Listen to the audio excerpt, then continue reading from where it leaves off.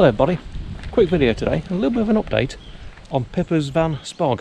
Now she's done quite a lot of work with it just lately, and did a complete refit inside, and we've just done a bit of work on the diesel heater, so we'll show you around that as well. So the diesel heater how it was inside with an external tank, which is not brilliant for the setting up. But what we've done, we've actually plumbed that in underneath the bonnet, same as on our van. So we're using the same sort of T-piece on the return line, through the filter, then off down the back to the pump. So first thing we've got to do is actually prime the line. Now because it's on the return line, it's not really pressurised, but it gets filled up with the overspill from the injectors. So what I'm going to do now, run the van for a few minutes and then actually just fill that line up to the pump.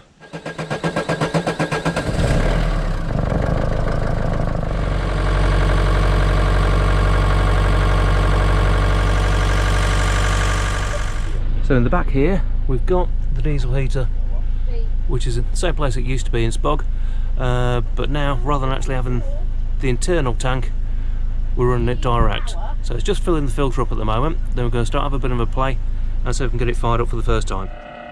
And there we go, fuel system's primed. Let's see if we can make it generate some heat.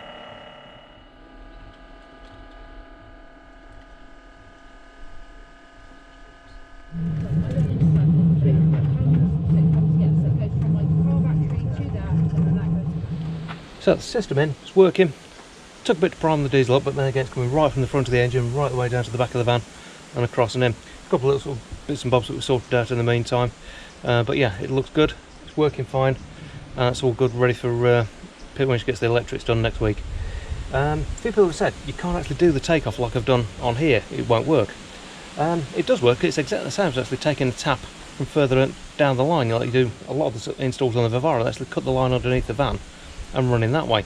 So it's doing exactly the same, but you're using a clip-in method, which is fully reversible. You're not cutting pipes, getting diesel everywhere, and it works an absolute treat. So yeah, I'll pop a link to the eBay link where you get that. It doesn't just work for Vivaros, it's like anything to get that sort of connector on the diesel line for the returns, you can use it, not a problem at all. So you might remember my previous video that I did with the little van tour of Spog. I'll pop links up above now so you can have a look at it. I'll link it down in the description as well. But this is what Pip's done. She's torn it all out and completely refitted it. New boards for the ceiling, completely recarpeted the sides, completely given it her look now rather than sort of what she inherited from the previous owner. She's used a couple of cupboards over here for putting a sink. She's got the USB tap, the same as we've got, so got that, but rather than actually having cupboards on, those lift off and you can access the contents of the cupboard straight below. Clever way of doing it, takes up no space, really good. But yeah, she's still sort of in the process of completing the build, so she's going to have the electrics done soon as well. But yeah, I think it's looking really, really nice. And it's great to actually see a van sort of develop into something different to what it was before. Looks like she put her own personal touch on it, and yeah, I think it looks really good. So that's Spog 2.0, well and truly on the way now. So we've got the diesel heater running. I'll give you obviously a bit of an insight as to what that looks like and how it works, but yeah, hope you've enjoyed that. If you did, give us a thumbs up, and we'll see you again in the next one.